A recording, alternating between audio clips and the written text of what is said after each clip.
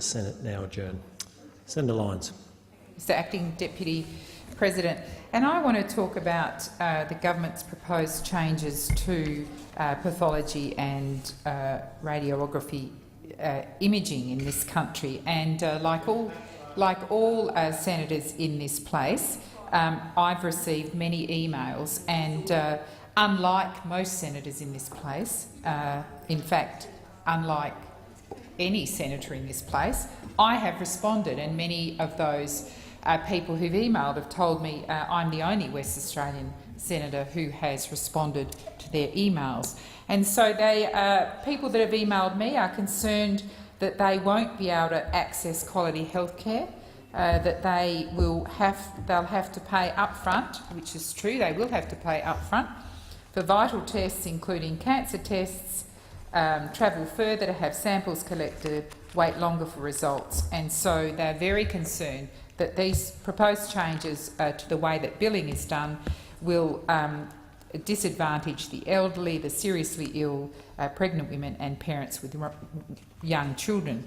Now, one of the women, and I'll call her June because we've emailed her to ask if I can use her name, but I haven't heard back from her, so I'll give her a new name, has come back to me today, very grateful that I have responded to her email, and she tells me that she has she's a high risk for the breast cancer gene, so obviously she has to have ongoing breast x-rays to ensure that she remains cancer-free. Now, not only is this very sad for June, and she's very concerned about future costs, but her grandson has a rare malignant tumour of the retina which affects young children. And so children thought to have this diagnosis have to have ultrasounds, more than one but many, at the cost of $186, and this is now going to be an upfront cost, and CT scans at the cost of $396, not just for one but for ongoing treatment, along with a lot of pathology and other imaging tests. And for people like Jean, who has a high risk of the breast cancer gene, she's got a defective gene, a mutation that can affect 1 in 500 people, she'll need a lifetime of annual mammograms, at least $85 a hit, every time she has a mammogram to ensure that she remains free. And June will also have to have MRI scans, which we know are prohibitively expensive if you have to pay up front for those. They are around $400, but obviously that's a base cost and cost more than that.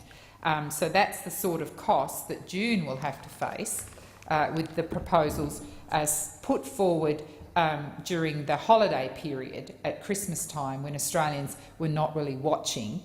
We're trying to enjoy Christmas and the holiday season for those that don't celebrate Christmas with family and friends. Nevertheless, the Turnbull government tried to sneak this through. And of course what they didn't know, but of course what June knows from personal experience both for herself and her grandson, is under Medicare rules, any patient charged these fees must pay the entire amount up front. This is the sort of pain that the Turnbull government continue to inflict on ordinary Australians who are trying to keep healthy, because they will no longer be bulk billed, and the Medicare arrangement is such that if the bulk billing doesn't apply, you have to pay up front.